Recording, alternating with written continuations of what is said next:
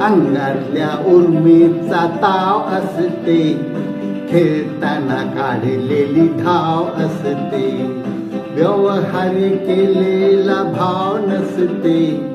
मलाच मिळण्याची हाव नसते, एकमेकासाठी त्याग व कष्ट करून आलेला घाम असते, ते प्रेम असते, तेच प्रेम असते, जगण्याचे ते गाव असते,